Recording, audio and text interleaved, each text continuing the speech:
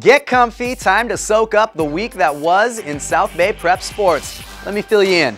A year ago, Torrance's winningest football program was enduring one of its harshest seasons in school history. This fall, El Camino College is making up for lost time with back-to-back barn burner finishes. And while we're flashing back, another Warrior team in town is sitting in very familiar territory, sitting pretty, but no time to sit back and enjoy an undefeated September. Things get serious for West High real quick. Plus, competing in the same league as two of the CIF's Division II powerhouses hasn't left much room in the spotlight for one Torrance volleyball squad. Not a problem. We meet a team with a rare insight into the tools they're building on to hit that next level. I already told you, get comfy, so get comfy. Torrance's best strap up, lace up, and throw down right here on the Sports Desk.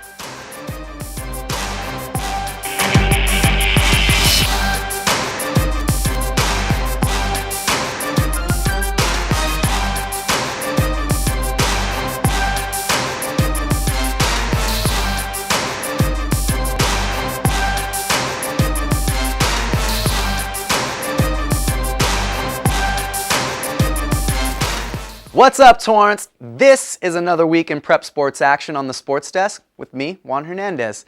We're going to start off this week with a high note for the El Camino Warriors.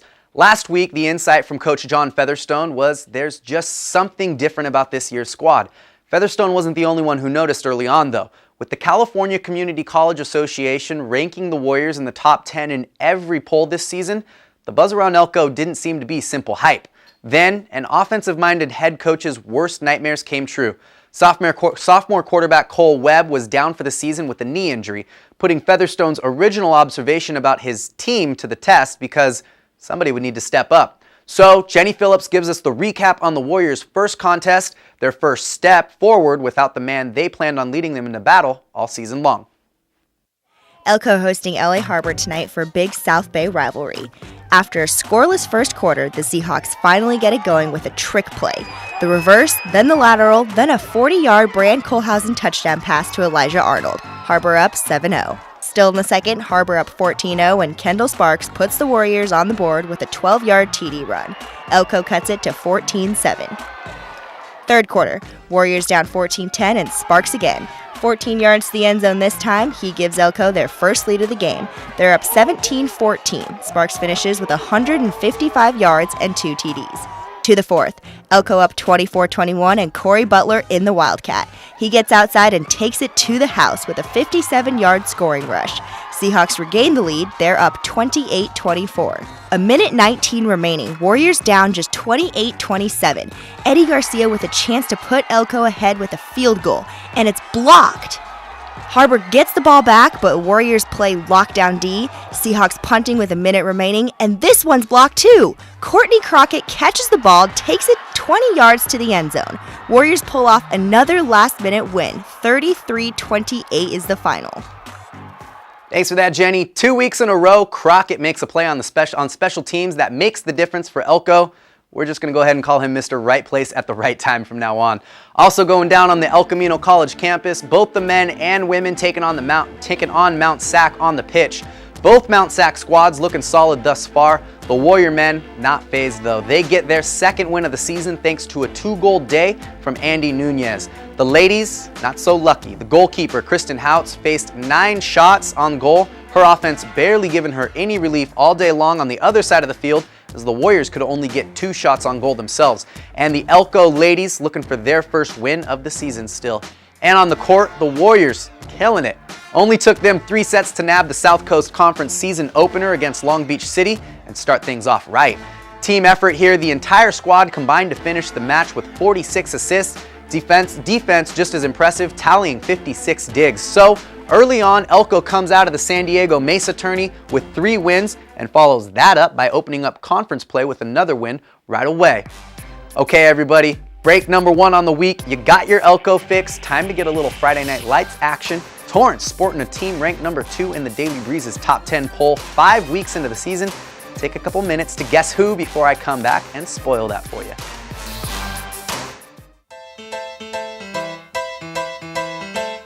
I never thought I'd miss you half as much as I do.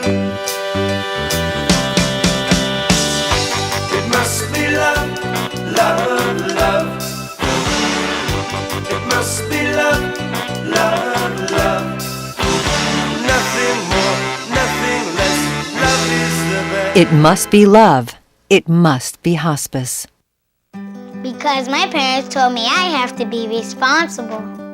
Because my first coach told me, you can do this. Because my teacher helped me see the choices. Because my coach treated me like everybody else. Because my boss showed me how to do a good job. Because a mentor believed in my potential. Is why I am where I am today. I'm swimming faster than I ever dreamed I could. I discovered that I could work as an artist. I led my high school team to 2 championships. I am a valuable employee. I have a career that I am passionate about. I will be whatever I want to be. What can you do? What can you do? Like all young people, youth with disabilities should grow up expecting to work and succeed.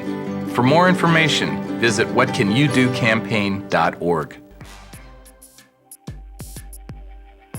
Hey there, Torrance. Welcome back to the Sports Desk. So, we've all been hanging out for a while, and you've probably noticed by now, I like flashbacks. I got one for you now.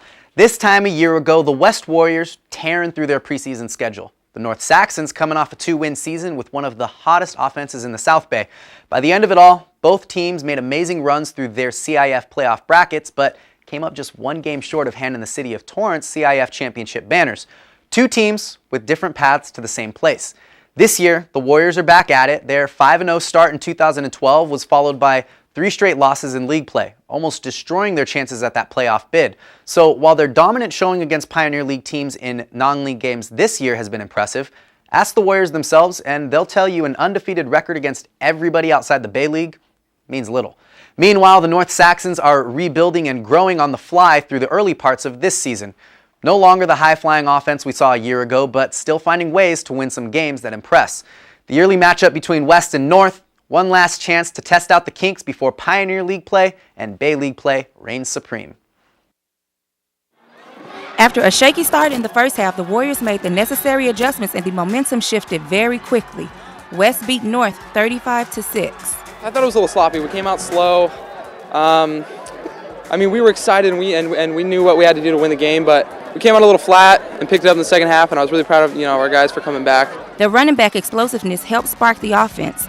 He had 101 receiving yards and 149 yards on the ground. Because I know a lot of kids on North, so I was like, I want to show them something, but it was, I always come in with confidence, so I felt like I came through tonight, and it was a good game. It was a nice challenge. Yeah, well, he's a big play guy. He's a big play guy. He made several tonight. Zach threw a couple nice balls to him out of the backfield. And, at the beginning of the season, we weren't too sure if he had the ability, the catching ability that we needed in this offense, but he's proven that he can catch the ball. And so that just adds another dimension. Meanwhile, the undefeated Warriors continue to prove why they are possibly the best football team in the neighborhood. We took the city champs again, beating North, South, and Torrance. It was our 3rd year in a row. We took it tonight. It was a good game. It was a challenge. I feel like we underestimated them a little in the beginning, but then we pulled through as a team. Next week in practice, West will focus on preparing for Miracosta, who's known to be a good, solid team. You just watch a lot of film, you study, and you get your guys to play real physical, and do their job and try not to give up the big play. And I think that at that point, you're in a game. So it'll be fun. It'll be fun. It's always a very competitive game when we play those guys. 5-0, not unfamiliar territory at West High. The Warriors holding down the number 2 spot another week in the Daily Breeze's Prep Football Top 10 rankings, only behind Sarah. The Breeze giving the Bay League some mad props. West, Redondo, PV, Miracosta, and Peninsula littering that top 10 with Bay League teams. Obviously, the Warriors have to play all these squads. Well, all these squads have to play each other, so there should be some serious movement throughout the season. In 2012, the Warriors were 1-3 against those 4 squads in the regular season, 2-4 including the playoffs. So we can be impressed by the Warriors' 3rd consecutive 5-0 start all we want, but like I said earlier, they will be the first to tell you this is where it's really going to count. at Miracosta, then at home against Redondo and Palos Verdes with the first game in November, a road matchup against Penn. Oh, and as if this isn't a rough enough stretch ahead for the Warriors, no bye week. Now in the Pioneer League, we've seen a lot of teams scratching for wins one week, blowing out opponents another, or losing by large margins the following. It's been hard to put a finger on where North, Torrance, and South all fit into the mix, especially South. One look at their record would tell you a winless September must mean they'll spend the season in the Pioneer League cellar. But talk to some of the athletes and coaches that have faced them this season, and here at the Sports Desk, we've even heard opposing teams declare South the toughest Pioneer League squad they've faced. They've got an unpredictable offensive scheme filled with misdirections, and the winless start to their season has been against plenty of quality squads. Case in point, their Week 4 opponent, those second-ranked Warriors. Since we're on a roll, follow up with Penn, the same Penn we just talked about possibly giving West fits come November. So our Haley Outen checks in with the Spartans in their final non-league game to see if South High can round up their first win in 2013. First quarter, 6:54 left to play. The Panthers were off to a quick start with the fake handoff to Rory Hubbard, but it's quarterback Ian Escudia who's going to run it in for the first Panther touchdown of the night. Early in the second quarter, the Panthers quarterback is going to find Jason Burr, who walks it into the end zone, but there's a flag on the play, so this one's coming back. After a few more plays, Penn settles for the field goal, putting the Panthers up 10-0 with 7 minutes left in the half. South finally catches a break when Sean Humphrey comes up with the loose football for the Spartans after a fumble on the snap, but South isn't able to capitalize on the Panther turnover. South almost makes it to halftime only down by 10, but the Panthers sneak in an extra 7 points with this touchdown pass to Burr for his second touchdown of the game. Fourth quarter, Peninsula is going to seal the deal with this 9-yard touchdown run by Ryan Aguello for the Panthers' final touchdown of the night. With 7:47 left in the fourth, South avoids the shutout with this 5-yard touchdown run by quarterback Gabe Zuniga, but unfortunately it's too little, too late, as the Spartans go on to lose 31-7. They just have a really physical defense. They're a different team than last year. They have a new coach. They just brought the hammer, and our offense had a tough time running the ball, and the pass game was just hard developing because without the run game, the pass game just goes nowhere. The Spartans had a tough time getting the offense going, and with a lack of numbers, South struggled to contain Peninsula on the defensive side of the ball. Well, our defense is kind of banged up. We've had people going both ways, so most of the people get tiring. But they're able to run the ball successfully, and that's what really hurt us. Without backers coming to get the outside run, it was really hard for the corners like me to get them. But they ran the ball really well, and that guy runs one of the hardest running backs I've seen, so I tip my hat to him. Although this wasn't the start this young Spartan team was looking for, they still remain optimistic and are taking the positives away from the game and putting them into practice. Even though we're 0-5, we played some incredible teams. All the teams that we played, if you combine all their losses, they have less losses than us. They're all like one loss or less, and we're in the game, and there's some positive things, and we just got to take away the positive things and keep going on to the next week and just keep bringing it every day at practice, and hopefully just translates into the game. Just looking on improve and executing our plays and doing better on defense. I think we only get better during practice, and I'm pretty sure we're going to do good during league. As if heading into the Pioneer League with a fresh start isn't enough, there is even more incentive and inspiration for the Spartan team to play each game as if it was their last. Today was pretty emotional because one of our teammates I think he's out for season, so it got pretty emotional in there.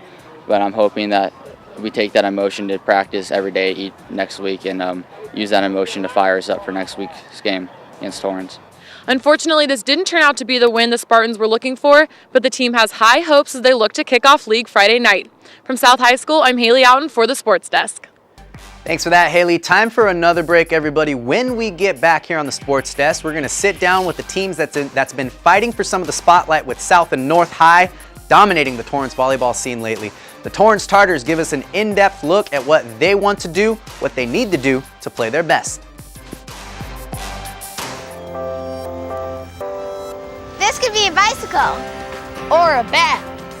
This could be a robot. Or an airplane. This could be a playground.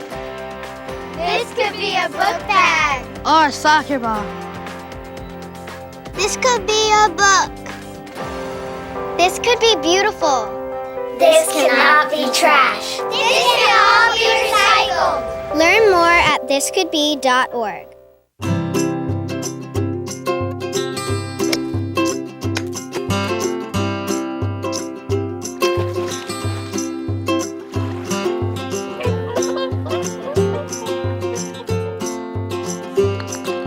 Think you found every hazard out here today? Think again. The spot you missed could be a killer. That spot on your skin could be skin cancer. Fact is, if you're a man over 50, you're in a group most likely to develop skin cancer, including melanoma, the kind that kills one person every hour. 1 in 5 Americans is likely to develop a form of skin cancer during their lifetime. That's why your best shot is to check for a spot. It's easy. Follow through and check your skin. It could be the save of a lifetime. Go to spotskincancer.org to find out how. A message from the American Academy of Dermatology. What's up? Welcome back. We're going to wrap up this week on the Sports Desk with a few more scores and updates. But first, I want you to meet the ladies volleyball squad at Torrance High. Last year, North High and South High took off in the Pioneer League standings, leaving plenty of room between them and everybody else. So what's it like for the teams on the outside looking in? Tamara Latta checks out the Torrance Tartars and finds that with a clean slate heading into league play, this squad has all the insight and self-awareness of where and how they'll improve throughout the season. The Lady Tartars are still searching for their first win at home. After a tough loss to Chadwick last week in a back-and-forth battle, the Tartars came up short, losing 3 out of 5 sets. I knew they were a really good team and that we had to bring it our all. We didn't really start out how we expected in the first game, but we came back as best as we could. Unfortunately, we didn't finish well, but we tried our best. Although Chadwick defeated the Tartars, Coach Jones was pleased with his team's performance. We served a little smarter. We did pass a whole lot better. And we just stayed more competitive with our defense. Torrance took an early lead in the second set, cheered on by the freshman team. After a fast and furious round, Chadwick was too hot to handle and Torrance couldn't hang on to the lead. I thought that our team should have stayed more consistent because if we were to persevere and just keep going, I thought it would have been much more of a closer match, and I think that we could have had a tie if we just stayed consistent with the game. When times get tough, communication gets low, and that's what really makes us struggle the most. We practice on keeping our communication high, but when we start to get down, communication gets down. We just have to work on keeping each other, encouraging each other, and just keeping each other up. A slow start hurt the Tartars' offense in the fourth set. Motley was player of the game, finishing with 9 kills and 3 aces. I definitely saw a lot more energy. Everyone was working harder. I wish we kept it up in the fourth game, but unfortunately we couldn't finish. But I definitely saw a lot more energy and hard and wanting to play more. I definitely like the energy and the motivation that everyone had to win and everything, and we kind of lost that the fourth game, and I think we also just need to learn how to keep up energy. Later that week, the Tartars got their crack at the Pioneer League favorite Spartans, and South High took care of business in 3 straight sets. Carly Eastley led the pack with 6 kills and 8 digs for South in their league opener. And in other volleyball action, the Bishop Montgomery Knights started their league season as well with a matchup against top-ranked LaSalle. This one another sweep with the Knights falling victim to their league foes, Ashley Murray leading the Knights with 8 kills and Bishop Montgomery getting a good look early on at where they stand against the top dogs in their league. Also on the Bishop Montgomery campus, the football squad trying to get things together as well. Their matchup against Cantwell Sacred Heart ends in disappointment. A close, low-scoring affair. The play of the game, a big completion for Cantwell, followed by the Knights forcing a timely turnover. The Knights' Dante de Guzman tried to scoop up what would have been the difference maker and run with it. Instead, Cantwell ends up with the slippery ball and takes it to the house for the defining score. Bishop goes down 19-17 and falls to 1-1. They've now lost 2 of their last 3 after a 3-0 start. Okay, time to pass on the Sports Desk love. Social media, we're on Facebook. You've got our email address right there, thesportsdesk@torranceca.gov. And of course, a good old-fashioned phone number for anybody around the South Bay that wants to reach out to the show with some great story ideas. Okay, everybody, that wraps it up. One more week in the bags. We will see you next time.